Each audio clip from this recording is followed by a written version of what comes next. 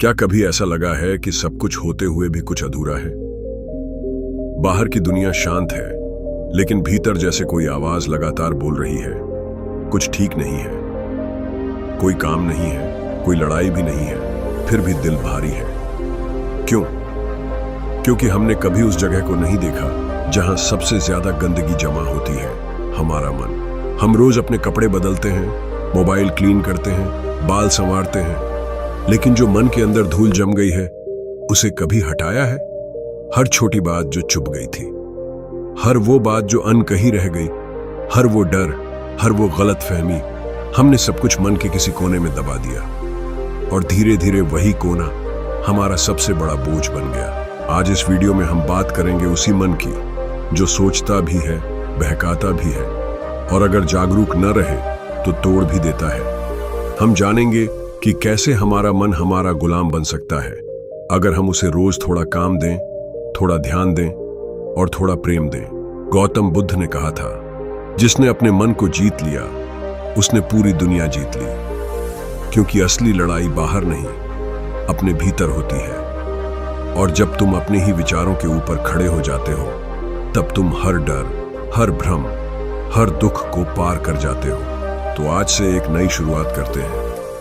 आज हम सिर्फ सुनेंगे नहीं, महसूस करेंगे।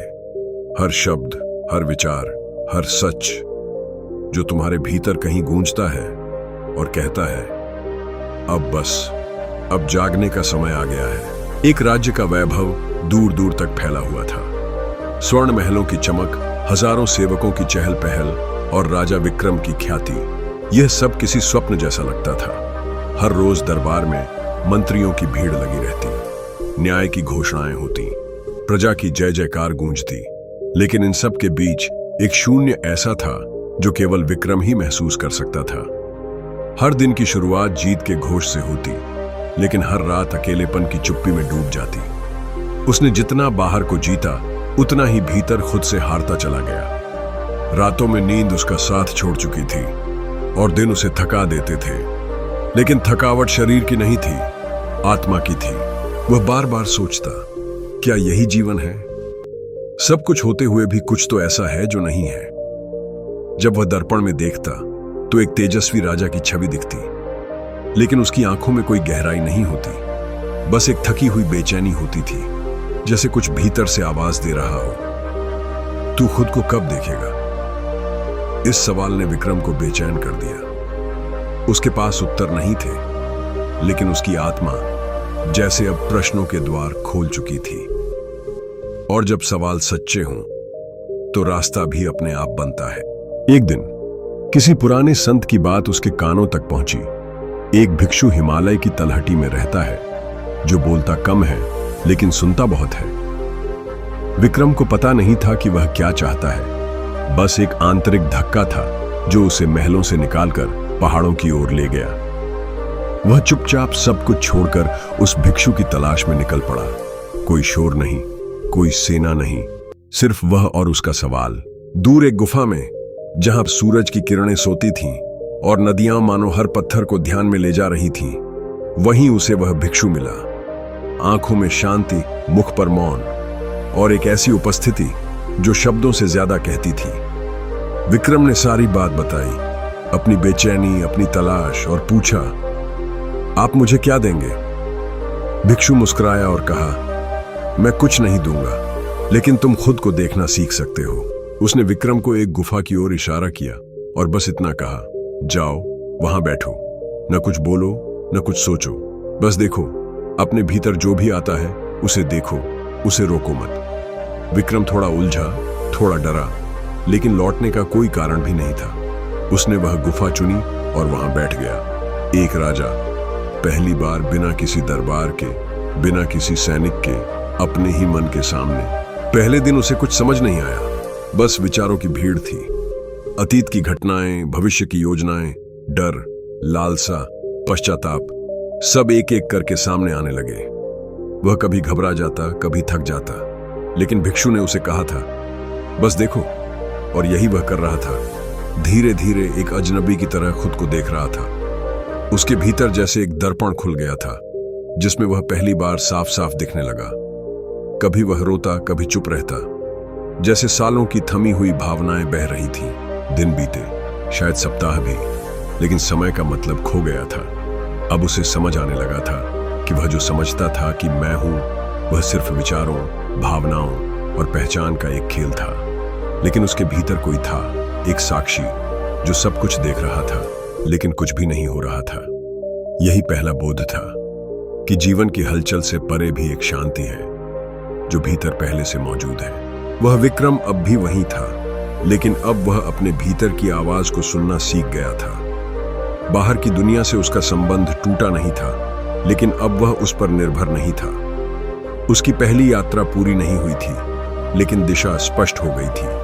अब वह जान चुका था कि उसे बाहर नहीं, भीतर उतरना है। यही वह पहला चरण था, जब एक राजा पहली बार खुद के राज्य में प्रवेश कर रहा था, जहां न महल थे न सिंहासन, बस आत्मा की एक सीधी निर्विरोध उपस्थिति थी। जब विक्रम ने अपने भीतर की गहराइयों में झांकना शुरू किया, तो उसने महसूस किया कि उसके राजा होने का मतलब केवल सिंहासन पर बैठना और आदेश देना नहीं था। वह अब समझ गया था कि सच्ची शक्ति का आधार केवल बाहरी प्रभाव या शाही राजसी गरिमा नहीं होती, बल्कि वह अपने दिल की समझ और दूसरों के प्रति दया में छिपी होती है।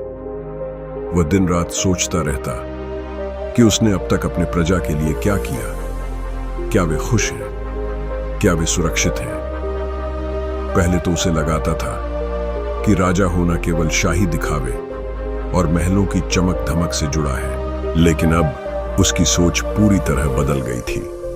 वह समझने लगा कि हर एक प्रजा के जीवन में सुख दुख, आशाएं और चिंताएं होती हैं, और एक राजा का कर्तव्य है कि वह उन सभी भावनाओं को समझे और अपने हर फैसले में उनका ध्यान रखे। विक्रम ने देखा कि जब वह महलों के भीतर बैठा होता था, तो बड़े बड़े सलाहकार और दरबारी केवल उसे अपनी जरूरत के हिसाब से सूचना देते थे। उन्हें यह भी नहीं था कि असल में जनता क्या महसूस करती है, उनके दिलों में क्या चलता है। विक्रम ने मन ही मन ठाना कि वह इस जाल को तोड़ेगा। वह रोज सुबह सूरज निकलने से पहले अपने साधारण वस्त्र पहनकर बिना किसी सुरक्षा के गांव-गांव, बाजार बाटों में घूमने लगा। उसने देखा कि छोटे छोटे किसान अपने परिवार की चिंता में डूबे हुए थे, छोटे व्यापारी घाटे में थे, और बच्चे पढ़ाई के लिए साधनों की कमी से जूझ रहे थे। यह सब देखकर विक्रम का दिल भारी हो गया।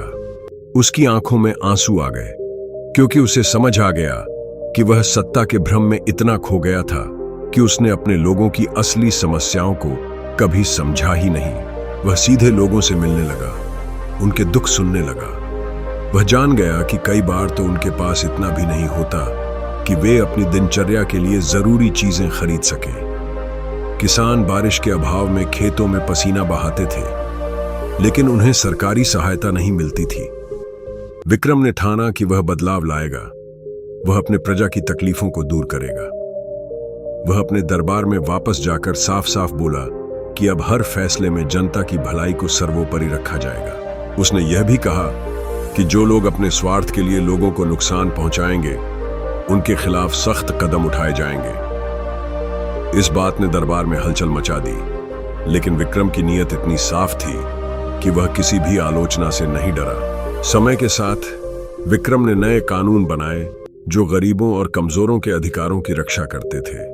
उसने शिक्षा पर विशेष ध्यान दिया ताकि हर बच्चे को पढ़ाई का मौका मिल सके। स्वास्थ्य सेवाओं को बेहतर बनाया ताकि बीमार लोगों को उचित इलाज मिल सके। वह समझ गया कि शासन का असली मकसद केवल सत्ता संभालना नहीं, बल्कि लोगों के जीवन को बेहतर बनाना है। उसने यह भी जाना कि यदि राजा अपने लोगों के दिलों को जीतना चाहता है, तो उसे उनके साथ खड़ा होना होगा, उनके साथ दुख और सुख बांटना होगा। उसके बदलते हुए स्वभाव ने न केवल उसके राज्य को खुशहाल बनाया, बल्कि लोगों के मन में उसके प्रति सम्मान और प्रेम की ज्योत भी जगा दी। विक्रम के लोग अब केवल अपने राजा को एक शक्तिशाली शासक के रूप में नहीं देखते थे, बल्कि एक सच्चे नेता के रूप में देखते थे जो उनके लिए दिन रात मेहनत करता है। राजा के रूप में विक्रम ने जाना कि सच्ची महत्ता केवल बाहरी प्रतिष्ठा में नहीं, बल्कि अपने अंदर की ईमानदारी, करुणा और सेवा की भावना में है। यह कहानी हमें यह सिखाती है कि जीवन में यदि हम असली बदलाव चाहते हैं तो हमें सबसे पहले अपने अंदर झांकना होगा। अपने स्वार्थ और अहंकार को छोड़कर दूसरों के दर्द को समझना होगा। एक सच्चा नेता वही है जो अपने अधिकारों के साथ साथ अपने कर्तव्यों को भी समझता है और अपने लोगों के लिए खुद को समर्पित कर देता है। जीवन की सच्ची विजय केवल बाहरी सफलता या सम्मान नहीं, बल्कि अपने दिल को प्रेम, करुणा और समझ से भरना है। विक्रम की यह यात्रा इस बात का प्रतीक है कि जब हम अपने भीतर की शक्ति को समझ लेते हैं और उसे सही दिशा में लगाते हैं तो हमारे आसपास की दुनिया भी बेहतर बन जाती है। हर इंसान की जिंदगी में कभी न कभी एक ऐसा पल जरूर आता है जब सब कुछ होते हुए भी भीतर एक अजीब सी खालीपन महसूस होती है। न रिश्ते सुकून देते हैं, न पैसा संतोष देता है, न काम का नाम ही सच्ची तसल्ली दे पाता है। बाहर की दुनिया में हर तरफ हलचल होती है, लेकिन भीतर जैसे कोई मौन बैठा होता है। एक अधूरी सी तलाश जो न शब्दों में समझ आती है, न हालातों से पूरी होती है। राजा विक्रम की कहानी में यही बात सबसे गहराई से छुपी है। उसके पास सब कुछ था, ऐश्वर्य, सम्मान, ताकत, लेकिन एक बेचैनी थी जो किसी को दिखती नहीं थी। सिर्फ वही महसूस करता था। यही बेचैनी उसे उस भिक्षु के पास खींच ले गई। लेकिन भिक्षु ने कोई उपाय नहीं दिया, कोई चमत्कार नहीं किया। उसने सिर्फ एक मौन जगह दी जहां विक्रम को खुद के साथ बैठने को कहा। यहीं से असली यात्रा शुरू होती है। जब हम पहली बार खुद के साथ बैठते हैं तो लगता है जैसे मन पर किसी ने एक साथ 100 दरवाजे खोल दिए हों। विचार दौड़ते हैं, स्मृतियां आती हैं, पछतावे और डर हमें घेर लेते हैं। यही मन है जिसे हम अब तक खुद समझ बैठे थे, लेकिन अब उसे देखना शुरू करते हैं। विक्रम जब उस गुफा में बैठा तो उसके भीतर का सारा तूफान बाहर आने लगा, लेकिन भिक्षु ने उसे बस देखने को कहा, कुछ करने को नहीं। यही सबसे कठिन होता है, कुछ न करना, बस देखना। लेकिन यहीं से बदलाव शुरू होता है। धीरे धीरे जब हम मन को देखने लगते हैं तो एक दूरी बनने लगती है। विचार वही होते हैं, लेकिन अब वो हमें अपने में खींच नहीं पाते। डर आता है, लेकिन हमें थाम नहीं पाता। गुस्सा उठता है, लेकिन हमारे ऊपर चढ़ नहीं पाता। विक्रम के साथ भी ऐसा ही हुआ। धीरे धीरे उसके भीतर एक मौन उतरने लगा। ऐसा मौन जो डर की अनुपस्थिति नहीं था, बल्कि डर को देखकर भी शांत रहने की क्षमता थी। यह कोई बाहर से आया समाधान नहीं था, यह तो हमेशा से था। बस वह पहली बार उसके संपर्क में आया। जब विक्रम उस गुफा से बाहर निकला तो वह वही इंसान था, वही राजा, लेकिन भीतर से बदला हुआ। उसने अपने राज्य को नहीं छोड़ा, सिंहासन को नहीं त्यागा, बल्कि उस सबको देखने की आंख बदल गई थी। अब जीवन में जो भी आता वह उसे वैसा ही देख पाता जैसे वह है, न अधिक न कम। सुख आया तो वह उसके साथ हंस लेता, दुख आया तो वह उसे देखकर मौन हो जाता।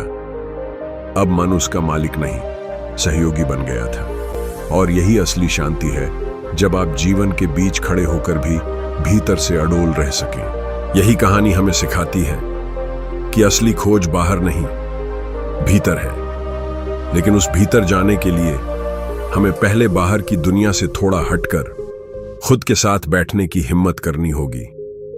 कोई चमत्कार नहीं होता, सिर्फ अभ्यास होता है, धैर्य होता है, और सबसे जरूरी देखने की कला होती है। शांति कोई अलग से पाने की चीज नहीं, वह तो हमेशा से हमारे भीतर थी, है और रहेगी। बस हमारी नजर उस पर नहीं गई थी। राजा विक्रम की तरह जब हम पहली बार खुद को देखना शुरू करते हैं तो धीरे धीरे अनजाने ही हम भी अपने भीतर के राजा बन जाते हैं, उस साम्राज्य के जो बाहर से नहीं भीतर से चलता है।